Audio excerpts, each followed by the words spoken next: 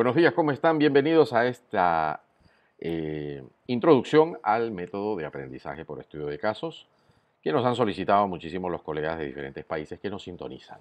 Así que vamos a familiarizarnos con este método, siempre por supuesto respetando los estándares internacionales que le han dado origen y las mejores prácticas en el mundo.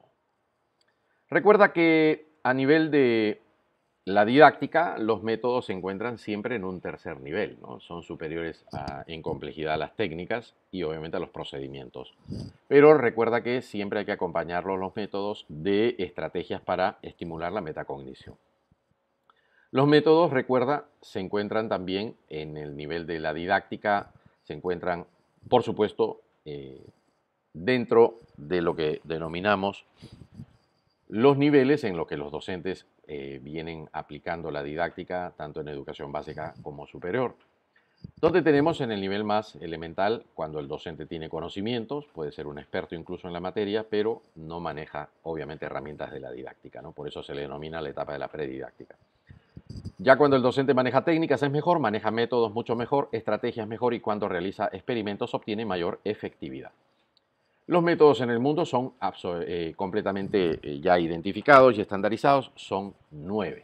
Tienes el aprendizaje por descubrimiento, por modelamiento, el ABP, el estudio de casos, el aprendizaje por proyectos, el aprendizaje por investigación-acción o STEAM, el aprendizaje clínico, el globalizado y el expositivo. De todos estos, obviamente los 5 más potentes son el clínico, el aprendizaje por proyectos, investigación-acción, el aprendizaje por estudio de casos y el ABP. Estos 5 forman un pequeño clúster de métodos de mayor efectividad, tanto para la educación básica como superior. Un caso tiene ciertas características particulares. El centro del caso es el análisis de toda la evidencia disponible frente a una situación completamente real. En el caso no usamos información simulada. Esa es una de las principales diferencias para con el ABP. Porque en el ABP el profesor es el que formula el problema, pero ese problema puede ser un problema no necesariamente real. ¿Correcto? En el caso, sí, toda la información que vamos a analizar, le vamos a presentar a nuestros estudiantes, sí es una información completamente real. ¿Correcto? Su eficiencia radica en tomar decisiones centradas en la evidencia y la participación del equipo también juega un papel clave. Entonces, todos los datos, los hechos, las fechas, las personas tienen que ser completamente reales. Por ejemplo, tenemos aquí dos profesores, donde puedes observar en la línea horizontal, a la izquierda lo irreal, a la derecha lo real, hay mayor realismo, mayor autenticidad. En el eje vertical, arriba lo relevante, abajo lo irrelevante. Y en la línea que cruza ambos ejes, en la parte inferior lo memorístico y en la parte superior lo metacognitivo. Entonces tenemos la misma habilidad de entender cómo son las finanzas en una empresa, pero el docente de la parte inferior izquierda utiliza el dictado como técnica, mientras que el docente en la parte superior derecha utiliza el método de estudio de casos para analizar las finanzas en una empresa y entender cómo se aplica. Como es lógico, al ser el caso más metacognitivo, más relevante y más real, el aprendizaje será mucho mayor que el grupo que está trabajando solamente con dictados y preparándose memorísticamente para rendir un examen escrito. Aquí tienes un modelo de caso donde te lo presento tal y como se utiliza en las universidades del primer mundo, de rango mundial. Lo primero, en la primera etapa, se presenta la parte de la introducción del caso a los estudiantes. Vamos a usar un ejemplo de una facultad de medicina, ya cuando están haciendo su especialización como cardiólogos, es decir, ya pasaron sus 5 años de medicina, ya realizaron 2 años de práctica, van 7 y ahora van a realizar 2 años más para obtener su especialidad como cardiólogos, es decir, un total de 9 años. Se presentan las características de un adulto obeso de 62 años que acude al servicio de urgencias con un dolor opresivo en el centro del pecho, asociado con disnea que comenzó hace 3 horas en reposo y no se queja de náuseas ni vómitos, pero en el examen está taquicárdico, hipertenso, con su GPB no está elevado, hay santelasmas presentes, su pecho está claro con sonidos cardíacos normales, No hay evidencia de inflamación de las piernas. También menciona que ha tenido un dolor en el pecho leve en el pasado, pero que nunca pensó mucho en ello, ya que el dolor fue de corta duración. Esta es la primera parte, la presentación inicial de información del caso. Y luego el docente lo que hace es presentar ya una evidencia concreta, objetiva, a partir de un electrocardiograma. Este es un electrocardiograma de cortesía del Heart Attack Center de la University Hospital of North Staffordshire. Entonces, como puedes observar, estos futuros cardiólogos empiezan a analizar todo este electrocardiograma a partir de una evidencia, y a partir entonces de esta segunda etapa se genera la tercera, que es la formulación de las preguntas del caso, donde el médico formador experto les formula un total de unas 10 preguntas y les dice, a ver, ¿con qué evidencia se puede llegar a un diagnóstico? ¿No? Si con esta evidencia que se ha presentado, tanto la introductoria como el electrocardiograma, se puede llegar a un diagnóstico. Si el electrocardiograma del paciente que se muestra arriba, ¿qué diagnóstico me permite llegar? ¿No? Primero, ¿puedo llegar a un diagnóstico, sí o no? ¿Cuál sería el diagnóstico? 3, ¿cuál es el término que se le da al espectro de la enfermedad al que pertenece? ¿Qué vaso coronario es probable que esté afectado? ¿Cuál es el manejo inmediato? ¿Qué pregunta sería importante hacer en la historia? ¿No? ¿Qué investigaciones realizaría y por qué? ¿Cuáles serían las complicaciones de la condición? ¿Cuáles son las indicaciones de la trombólisis? Y finalmente enumerar las contraindicaciones de la trombólisis. Como puedes observar, el método de estudio de casos es un método sumamente potente, ¿no? Sobre todo porque los datos del paciente son completamente reales, ¿no? Se ha tomado una historia clínica real, una atención real, verdadera que se ha realizado, para que los futuros cardiólogos puedan analizar el caso a partir de datos completamente realistas. Y finalmente, después de las preguntas claves, ellos pasan a resolverlas, hacen una puesta en común y se llegan a las conclusiones, seleccionando las mejores interpretaciones a partir de la evidencia y recomendaciones a partir del caso en particular.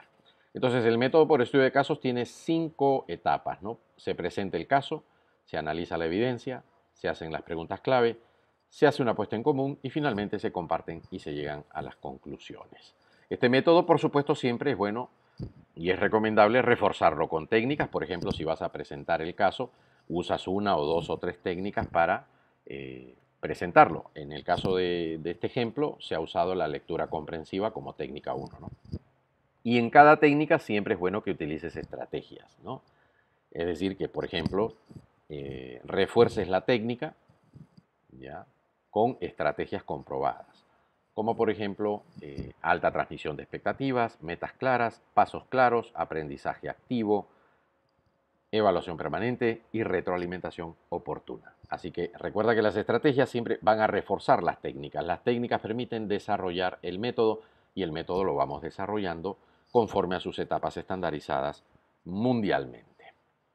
Recuerda que para evaluar debes de tomar en cuenta tu instrumento, el cual responde a una técnica, la técnica responde a un enfoque y el enfoque a un objeto de estudio, para poder llevar la evaluación a sus niveles más altos. Partiendo de la pirámide de Miller, la evaluación más avanzada es de tipo clínica, en un nivel donde ya el estudiante no solo sabe cómo, muestra cómo, sino en un nivel en donde ya hace, ¿no? Y por lo tanto podemos usar para evaluar las técnicas e instrumentos más avanzados que se utilizan para la evaluación de competencias, como lo es el Mini Clinical Evaluation Exercise o MiniSEX, el famoso DOPS o Direct Observation Procedural Skills y el CBD o Case Based Discussion.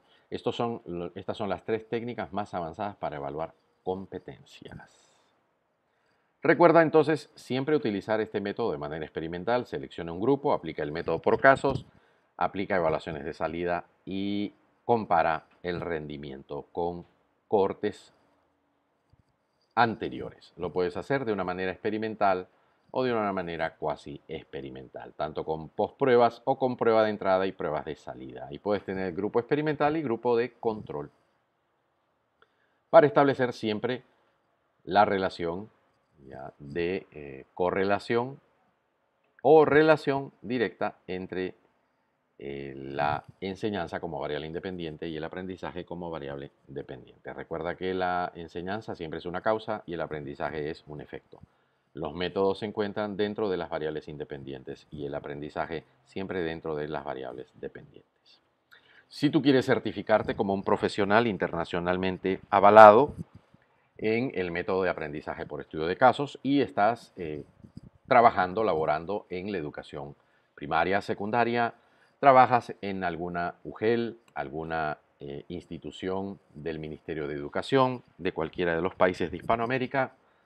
Si trabajas en educación básica, este es un curso que te brinda la oportunidad de certificarte internacionalmente como un educador certificado en Cases Based Learning, aprendizaje basado en el estudio de casos. Y si estás interesado en que obviamente se certifique toda tu escuela y tu escuela se convierta en una escuela referente, una reference school, puedes certificar a toda tu escuela por completo en CBL Methodology para que seas un referente internacional en la aplicación de este método y de esa manera logres más efectividad en los aprendizajes y mayor satisfacción en los padres de familia porque sus hijos van a estar aprendiendo de una manera mucho más auténtica.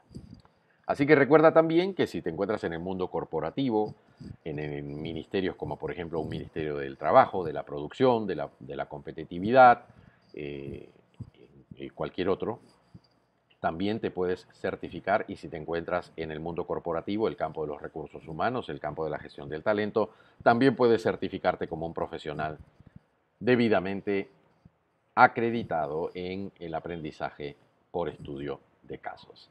Así que aprovecha esta oportunidad para certificarte con nosotros, siempre respaldado por la calidad de la World Association for Curriculum Quality, la institución más especializada en la región hispanoamericana en calidad del currículo y formación docente. Te esperamos entonces en este interesante curso, el único en el Perú, Hispanoamérica. Escríbenos al WhatsApp para que te enviemos la información completa. Te esperamos en el curso. Un fuerte abrazo.